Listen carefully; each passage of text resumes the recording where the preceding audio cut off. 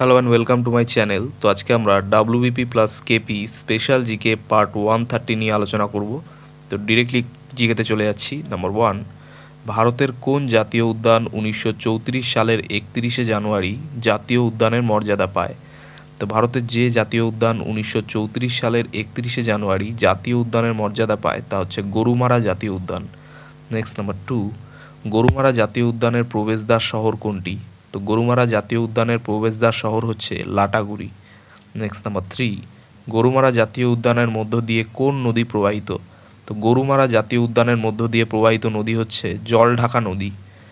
Next number four, Gorumara জাতীয় উদ্যানে কোন কোন প্রাণী দেখা যায়? তো গরুমারা জাতীয় উদ্যানের দৃশ্যমান প্রাণীগুলি হচ্ছে হাতি, গন্ডার, গৌর, হরিণ, বুনো শুয়োর, ময়ূর ইত্যাদি।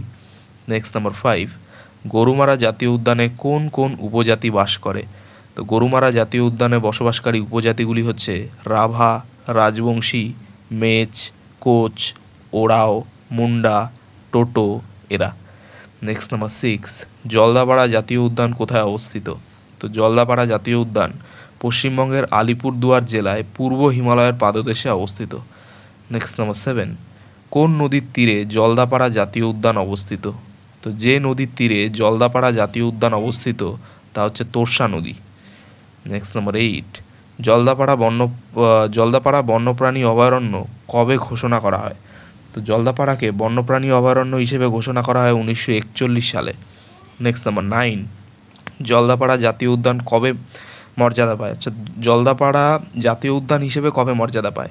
জলদাপাড়া জাতীয় উদ্যান হিসেবে মর্যাদা পায় 2012 সালে।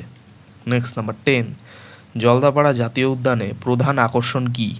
তো জলদাপাড়া জাতীয় উদ্যানে প্রধান আকর্ষণ হচ্ছে এশীয় একশৃঙ্গ গন্ডার। নেক্সট নাম্বার 11, জলদাপাড়া জাতীয় উদ্যানে আর কি কি প্রাণী দেখা যায়? তো জলদাপাড়া জাতীয় উদ্যানে দৃশ্যমান আরও প্রাণীগুলি হচ্ছে বেঙ্গল টাইগার, হাতি, হরিণ, চিতল হরিণ, তারপর হচ্ছে তোমার হক ডিয়ার, বুনো শুয়োর, গৌড়, বিভিন্ন প্রজাতির পাখি ও সরীসৃপ প্রাণী। নেক্সট নাম্বার 12, ন্যাওড়া উপত্যকা জাতীয় উদ্যান কোথায় অবস্থিত? তো ন্যাওড়া উপত্যকা জাতীয় উদ্যান অবস্থিত পশ্চিমবঙ্গের কালিম্পং জেলায়। নেক্সট নাম্বার 13, ন্যাওড়া উপত্যকা কবে জাতীয় উদ্যান হিসেবে ঘোষণা করা হয়? তো ন্যাওড়া উপত্যকা জাতীয় উদ্যান হিসেবে ঘোষণা করা হয় 1986 সালে। নেক্সট নাম্বার 14, ন্যাওড়া উপত্যকা কোন প্রাণীর জন্য বিখ্যাত? তো ন্যাওড়া উপত্যকা বিখ্যাত লাল পান্ডার জন্যে। নেক্সট নাম্বার 15, ন্যাওড়া উপত্যকা জাতীয় উদ্যানে কোন কোন বৃক্ষ দেখা যায়? তো ন্যাওড়া উপত্যকা জাতীয় উদ্যানে দৃশ্যমান বৃক্ষগুলি হচ্ছে খয়ের, শিশু এবং শিরীষ। নেক্সট নাম্বার 16, ন্যাওড়া উপত্যকা জাতীয় উদ্যানে কোন কোন প্রাণী দেখা যায়?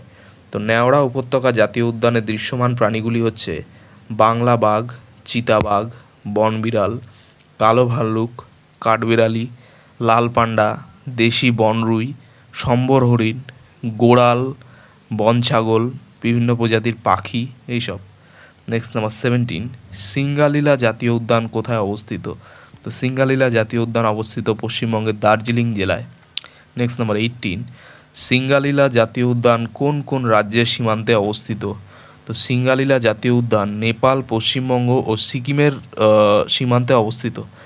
নেক্সট নাম্বার 19, পশ্চিমবঙ্গের সর্বোচ্চ শৃঙ্গ কোথায় অবস্থিত? তো পশ্চিমবঙ্গের সর্বোচ্চ শৃঙ্গ হচ্ছে সান্দাকফু, যা সিঙ্গালীলা জাতীয় উদ্যান থেকে ট্রেকিং শুরু হয়।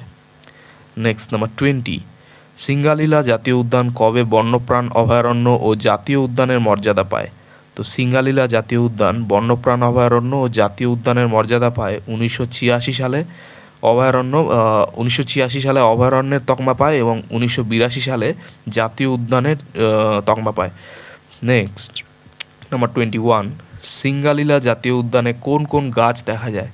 তো সিঙ্গালীলা জাতীয় উদ্যানের দৃশ্যমান গাছগুলি হচ্ছে ওক, হেমলক, রূপালী দেবদারু, রূপালী ফার এবং বার্চ। নেক্সট নাম্বার 22, সিঙ্গালীলা জাতীয় উদ্যানে কোন কোন প্রাণী দেখা যায়? তো সিঙ্গালীলা জাতীয় উদ্যানের দৃশ্যমান প্রাণীগুলি হচ্ছে লাল পান্ডা, সোনালী বিড়াল, বন বিড়াল এবং কালো ভাল্লুক। নেক্সট নাম্বার 23, পশ্চিমবঙ্গের নবগঠিত জেলাগুলোর নাম কি?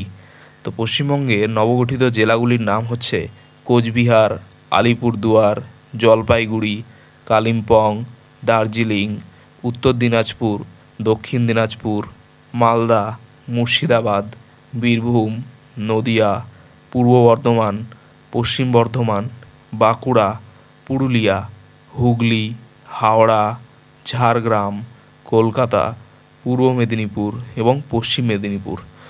তো এই ছিল 23টি খুব গুরুত্বপূর্ণ প্রশ্ন উত্তর WP plus KP special GK part 130 নিয়ে আলোচনা। তো চ্যানেলটি ভালো লাগলে অবশ্যই সাবস্ক্রাইব করবেন এবং পরবর্তী আপডেটগুলি পাওয়ার জন্য অবশ্যই নোটিফিকেশন বেলটি অন করে দেবেন। ধন্যবাদ।